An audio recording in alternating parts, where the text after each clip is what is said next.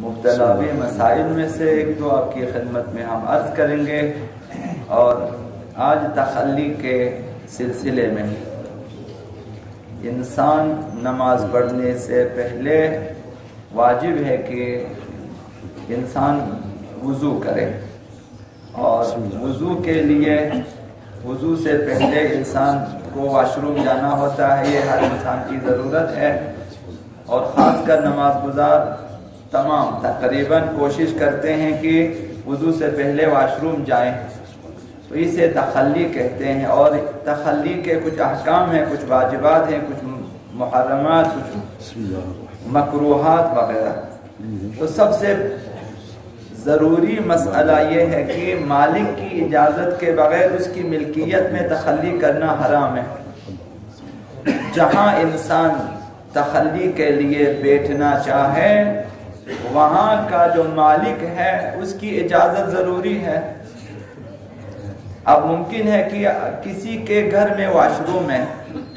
اگر انسان کو پتا ہو کہ مالک راضی نہیں ہے تو آپ اس کے گھر کے واش روم میں بھی آپ تخلی نہیں کر سکتے اس کی اجازت کے بغیر، مگر یہ کہ آپ کو پہلے سے معلوم ہو کہ یہ راضی ہے۔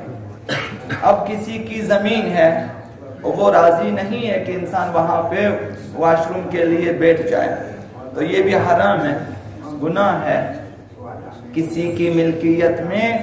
تخلی اس کی اجازت سے ہونی چاہیے، ورنہ جائز نہیں ہے اور انسان گناہ گار ہو جاتے۔ اب کسی کی کھیت ہے، کسی کی کھیت میں جا کے انسان تخلی کرنا چاہے، اگر انسان کو پتا ہو کہ مالک راضی نہیں ہے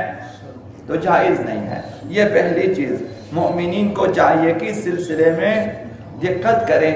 سفر پہ جاتے ہوئے یا مثلا جلوس میں یا مثلا جلسوں میں جاتے ہوئے انسان دوسروں کی زمین استعمال کرتا ہے، وہاں دقت کرنی چاہیے کہ جہاں میں تخلی کے لیے بیٹھ جاتا ہوں یا سیر و سیاحت کے لیے جاتے ہیں دوسرے جگہوں پہ، وہاں بھی سوچنا چاہیے اگر یہ جگہ عمومی نہیں ہے، کسی کی خاص ملکیت ہے، تو وہاں پہ تخلی نہ کرے جب تک اس کی اجازت کا علم نہ ہو۔ دوسرا مسئلہ یہ ہے کہ عام گلیوں میں اور سڑکوں میں تخلی کرنا اگر گزرنے والوں کے لیے ضرر کا باعث ہو تو حرام ہے۔ سڑکیں عمومی ہیں، گلیاں بھی اگر عمومی ہیں لیکن گزرگاہیں ہیں، وہاں سے لوگوں کا تردد ہے، لوگوں کی رفت و آمد ہے، ایسی سڑکیں مصروف سڑکیں کہ متروکہ سڑکیں نہیں ہیں،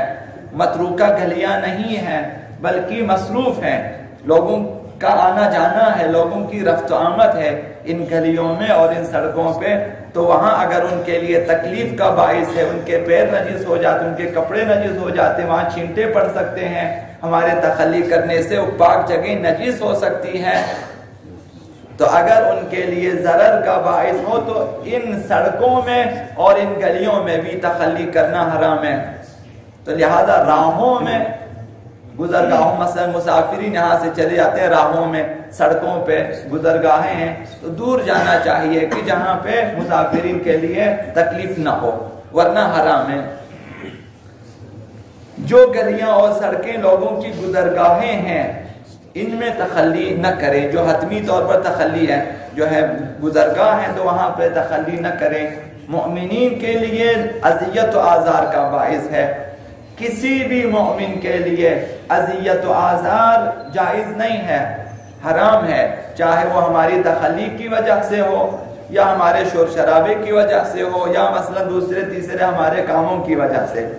ایک حدیث مبارکہ آپ کی خدمت میں عرض کروں گا، انسان دقت کرے، ہم سب کا دعویٰ ہے کہ ہم مومن ہیں، ہمارا دعویٰ ہے کہ ہم مسلمان ہیں، اور اس سے بالاتر ہم لوگ متقی ہیں، پرہیزگار ہیں،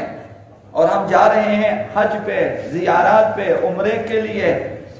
مثال کے طور پہ، یا پھر ہم جاتے ہیں عزاداری کے لیے، ہم اپنے آپ کو عزادار سمجھتے ہیں، شیعیان آقا امیر المؤمنین سمجھتے ہیں، یہ ان کے لیے حضرت آقا رسول خدا صلی اللہ علیہ وسلم نے ارشاد فرما ایھا الناس، تمام انسانوں سے خطاب ہے، ایھا الناس، اے لوگو، ان العبد لا یکتب من المسلمین، ان العبد لا یکتب من المسلمین، بندہ اس وقت تک مسلمان نہیں لکھا جاتا خداوند متعال کے دفتر میں اہل بیت کے دفتر میں ایک شخص وہ مسلمانوں میں شمار نہیں کیا جاتا حتی یسلم الناس من یدہ و لسانہ، جب تک اس کے ہاتھوں سے اور اس کی زبان سے دوسرے مسلمان محفوظ نہ رہے۔ اگر ایک انسان مسلم، ایک انسان مومن کی زبان سے دوسروں کو تکلیف پہنچتی ہے، غیبتوں کی وجہ سے یا تہمتوں کی وجہ سے یا گالی گلوچ کی وجہ سے یا تن گفتاری کی وجہ سے دوسروں کی دل آزاری اور تکلیف پہنچی، یا ہاتھوں سے، ہاتھ اور اعضاء و جوارح سے دوسرے مسلمانوں کو اگر تکلیف پہنچتی ہے، کسی کو مارنا، کسی کو ستانا مثلا، یا کسی کی جائیداد پہ قبضہ کرنا، یا مثلا وغیرہ وغیرہ، یا لڑنا جھگڑنا، جس مسلمان کے ہاتھوں سے اور اس کی زبان سے دوسرے مسلمانوں کو اذیت پہنچے، خداوند پیغمبر اسلام نے فرمایا وہ شخص مسلمانوں کی فہرست میں نہیں لکھا جائے گا، وہ مسلمان نہیں ہے۔ المسلم من سلم المسلمون من لسانہ و یدہ، مسلمان وہ ہے جس کے ہاتھ سے اور اس کی زبان سے دوسرے مسلمان محفوظ رہے۔ دوسرا شخص یہ دعویٰ نہ کرے کہ اس کی زبان سے مجھے تکلیف پہنچتی ہے، اس کے ہاتھ اور اعضاء و جوارح سے مجھے تکلیف پہنچتی ہے۔ کسی کو بھی اگر آپ کی زبان اور ہاتھ سے اور اعضاء و جوارح تکلیف پہنچے تو انسان مسلمانوں میں نہیں لکھا جاتا۔ یہ پہلی چیز پیغمبر صلی اللہ علیہ وسلم نے فرمایا کہ اس وقت تک مسلمان نہیں ہے۔ اور وَلَا يَنَالُ دَرَجَةَ الْمُؤْمِنِينَ، وہ مسلمان مؤمن کا درجہ نہیں پا سکتا، مسلمان ہے لیکن مومن کا درجہ اسے نہیں ملے گا حتی یأمن اخوہ بوائقہ وجارہ بوادرہ، جب تک اس کے شر سے اس کا بھائی محفوظ نہ ہو اور جب تک اس کے غصے سے اس کا ہمسایہ محفوظ نہ ہو۔ ہمسائے کو غصہ نہ کریں، ہمیشہ لڑائی جھگڑا کہ تم کیسے آدمی ہو، کیا کرتے ہو وغیرہ وغیرہ، اپنے غصے کو روکیں ہمسایوں سے اور اپنے بھائیوں سے اپنے شرارتوں کو روکیں، اپنی شرارتیں بھائیوں کے ساتھ نہ کریں۔ اگر مسلمان بھائیوں کے ساتھ انسان شرارت کرتا ہے، اذیت و آزار پہنچاتا تو مومنین میں بھی نہیں لکھا جائے گا۔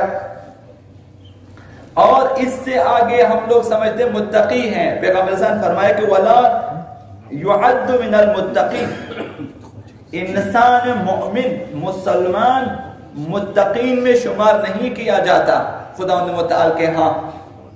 حتی یدع، تا ان کی وہ ترک نہ کرے، جب تک وہ نہ چھوڑے مالا بأس بھی، مشتبہ چیزوں کو۔ ایک چیز مشتبہ ہے، شبہناک ہے کہ یہ حلال ہے یا حرام، ایک چیز شبہناک ہے کہ جائز ہے یا نہیں ہے، میرا ہے یا کسی اور کا ہے، شبہناک ہے۔ جہاں پہ شبہ ہے وہاں بعض موارد میں جائز ہے کہ آپ مثلا جو ہے آپ اسے استفادہ کریں۔ وہ متقی وہ ہے جو جہاں شبہ اسے چھوڑ دے کہ جب میرا ہے یا اس کے نہیں معلوم بس چھوڑ دے، سمجھو میرا نہیں ہے، یہ حلال ہے یا نہیں ہے بس چھوڑ دے کہ شاید حلال نہیں ہے، شاید اس خوف سے کہ حذراً عما بہ البأس، حرام چیزوں سے کہ حرام میں مبتلا ہونے کے خوف سے جب تک مشتبہ چیزوں کو ترک نہ کرے خداوند اسے متقین میں نہیں لکھا جاتا۔ تقوی کا کمال یہ ہے کہ انسان حرام کو تو چھوڑ ہی دے، اور وہ امور جو شبہانہ جس میں شک ہے اسے بھی انسان ترک کرے۔ انہو من خاف البیات، پیغمبر اسلام نے فرمایا اسی متقین کے بارے میں جسے یہ خوف ہو کہ رات کو سویا رہے گا صبح کو بیدار نہیں ہو سکے گا۔ مثلا ایک مسافر ہے، مسافر خانے میں سو جاتا ہے، اس سے یہ خوف ہے اگر میں سو گیا صبح کو میں بیدار نہیں ہو سکوں گا اور میں اپنا سفر جاری نہیں رکھ سکوں گا۔ پیغمبر صاحب نے مثال دی ہے انہو من خاف البیات ادلجا، وہ شخص رات کو ہی سفر کرتا ہے جسے خوف ہے کہ میں سفر پہ نہیں جا سکوں گا، قافلہ چلا جائے میں رہ جاؤں گا، وہ رات کو ہی نکل جاتا ہے۔ یہ ہے کہ انسان کو اگر خوف ہے کہ حرام میں مبتلا ہو سکے گا تو پھر وہ شبہانہ چیزوں کو بھی ترک کر دیتا ہے تاکہ وہ جو ہے متقین میں شامل ہو جائیں۔ تو لہٰذا یہ جو ہے واش روم کا مسئلہ ہے، تخلی کا مسئلہ ہے، اس کے ذریعے بھی کسی کو تکلیف نہیں ہونی چاہیے۔ اور اس سے آگے مسلمان وہ ہے کہ دوسرے لوگ اس کے ہاتھ اور زبان سے محفوظ رہیں۔ متقی وہ ہے کہ مسلمان بھائیوں کو اس سے کوئی تکلیف نہ ہو۔ متقی وہ ہے کہ جو شبہانہ چیزوں کو بھی ترک کرے اس خوف سے کہ کہیں حرام میں مبتلا نہ ہو جائے۔